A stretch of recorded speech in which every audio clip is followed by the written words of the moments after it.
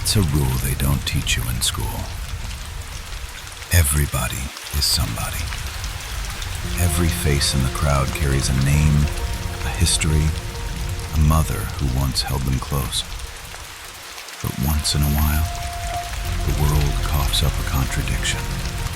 A body without a biography. A woman made of nothing but questions. November 29th, 1970, Bergen, Norway. A father takes his two young daughters hiking through a stretch of mountainside the locals call Isdal, Ice Valley. The Norwegians have another name for it too. They call it Dødsdalen, Death Valley, the kind of name that earns its reputation. The girls smell something burning before they see it. In a rocky clearing among the scree, they find her, lying on her back, arms drawn up like a boxer's, the front of her body charred beyond recognition. Her face, gone. Her fingerprints, sanded down to nothing. Her clothes, burned, but with enough surviving fabric to reveal something that makes every detective's jaw tighten. Every single label had been carefully, surgically removed. Not ripped, not torn in panic. Cut with intention.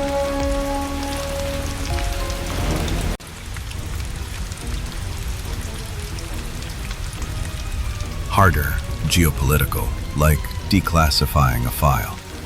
But let's be clear about something. Bergen was not a holiday destination in 1970. It was an invisible front line. In those months, the Royal Norwegian Navy was secretly testing the Penguin, the world's first anti-ship missile with infrared guidance, a technological jewel that the Soviets would have given anything to hold in their cold hands. Declassified reports confirm a fact that freezes your blood. The Isdal woman was seen at the Håkonsvern Naval Base, not once, multiple times. She was not a lost tourist admiring the sea. She was a professional spotter, someone who recorded frequencies, launch times, and thermal signatures of rocket engines. Why would a lone woman in city clothes stand on the frozen ridges above the base? Because from those barren cliffs, she had direct line of sight to the test targets. While Norwegian soldiers launched prototypes toward the horizon, she was launching questions that Moscow wanted answered at any cost. Her death in Isdalen wasn't a personal tragedy. It was the surgical elimination of a witness who had seen too many state secrets.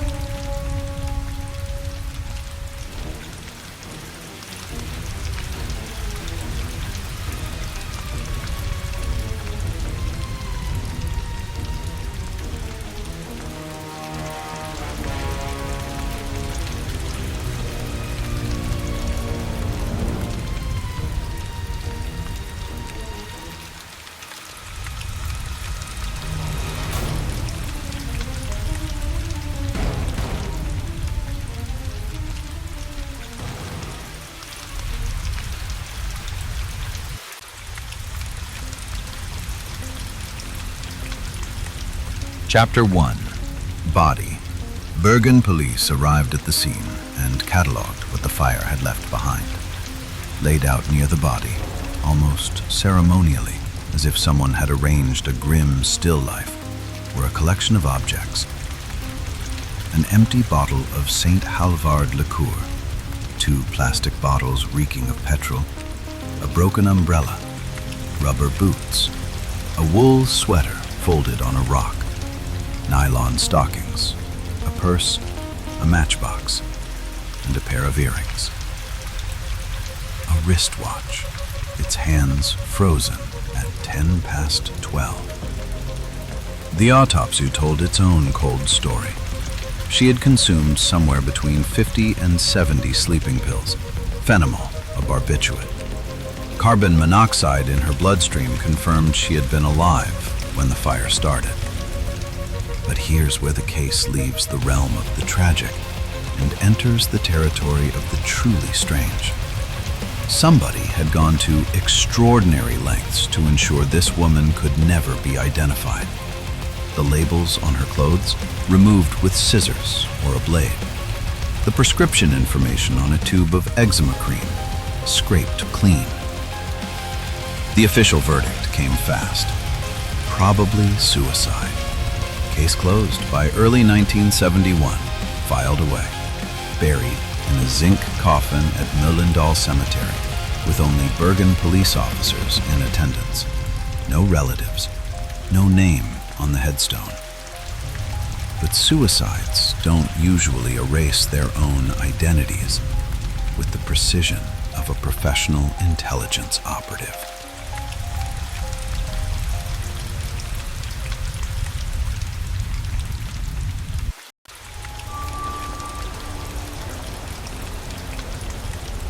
Chapter 2. Suitcases. New energy, like picking up a lead. 3 days after the body was found, investigators caught a break. At the left luggage office in Bergen's railway station, 2 suitcases sat unclaimed. Inside, police found the second act of a story that was already too strange for fiction.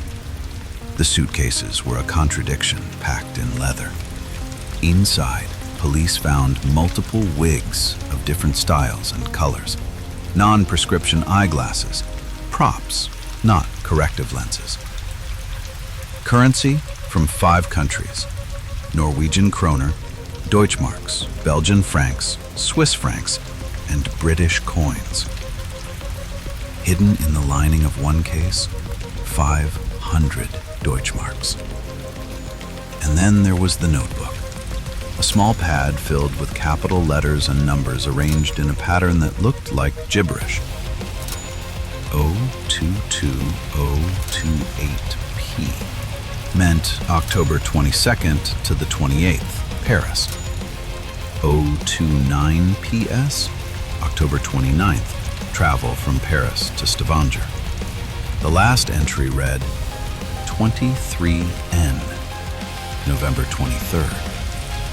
She had used at least 8 aliases: Geneviève Lancier, Claudia Tilt, Alexia Zarn-Mercé.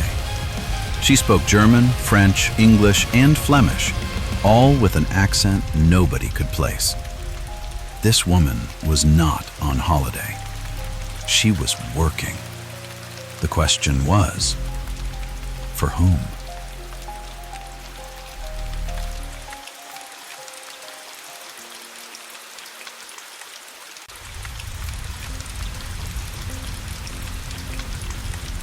The mask of 8 identities. 8 identities. 8 lives fabricated from lies and official ink. Geneviève Lancier, Claudia Tilt, Alexia Zarn-Mercé. The names changed at every border, but the look in her eyes stayed the same. Cold, calculated, ferociously intelligent. These forged passports allowed her to cross Europe like a shadow without leaving a trace in a world that was only beginning to understand what surveillance meant. Every name was tied to a different hotel, and at the front desk, under whatever identity she wore that day, she always asked for the same thing: a room with a balcony. Investigators wondered for decades why. The answer is simple for a field agent. A balcony gives you a strategic observation point over the street and, more importantly, a fast exit route if the door to your room gets kicked in. Her luggage held no vacation souvenirs. The wigs weren't for fashion. They were to change her facial profile in front of informants. The cash in 5 different currencies gave her a freedom of movement that a civilian would never understand. She wasn't traveling through Norway. She was infiltrating Norway, and every hotel she checked into was in fact an outpost in a silent war being waged right under the noses of the authorities.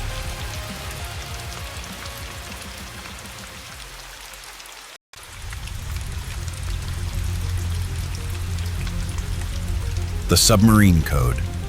When detectives got their hands on her notebook of codes, they thought they'd found a simple travel diary. 022028P. October, Paris. Seemed harmless enough. But hidden among those dates were strings of numbers that had nothing to do with calendars or train schedules. Cryptography experts launched a hypothesis that was buried for half a century. Those numbers were transmission coordinates. It is believed that the Isdal woman served as a human relay for Soviet submarines patrolling the Norwegian coast. The stolen intelligence on the Penguin missiles was converted into shortcodes and transmitted by radio during precise time windows when the submarine surfaced to receive the signal from shore. Her notebook wasn't a diary. It was a map of betrayal. Part of that code died with her, consumed by flames in the Isdal Valley. The rest remains sealed in the classified files of the intelligence services. If those numbers had been understood in time, the espionage stakes of 1970 might not be just an urban legend today, but the proof of an operation that nearly brought Northern security to its knees.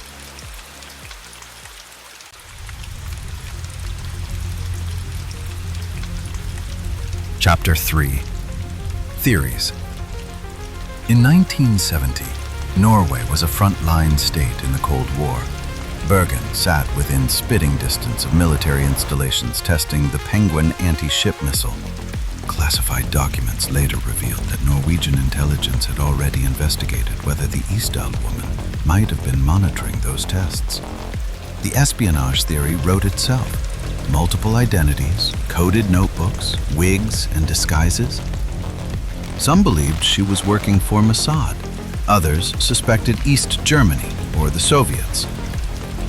And in 2023, research produced a 100-page memo tracing a trail from the Isdal woman to the Swiss banker François Genoux, a man with deep ties to Nazi financial networks. If true, the case wasn't just unsolved. It was suppressed. To money. In 2023, the trail finally led to François Genoux, the Swiss banker who spent his life managing the fortunes of high-ranking Nazis and financing their escape through the rat lines. Why would a woman with isotope markers from the French-German border be traveling with his name in her orbit? Because she wasn't a spy for a country. She was a hunter, a private operative funded to track down the monsters who had vanished after 1945. She wasn't just killed. She was executed. The fire in Isdal bears the hallmarks of a ritualistic cleanup.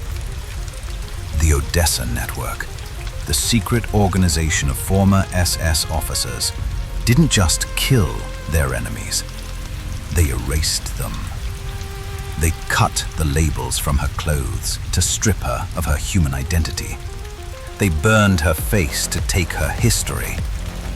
They left her in Death Valley as a message to anyone else who dared to come looking for the gold or the ghosts of the Third Reich. She died in 1970, but her war started in 1944. Some secrets are so dark, they burn the hands of anyone who touches them. She didn't find the truth. The truth found her.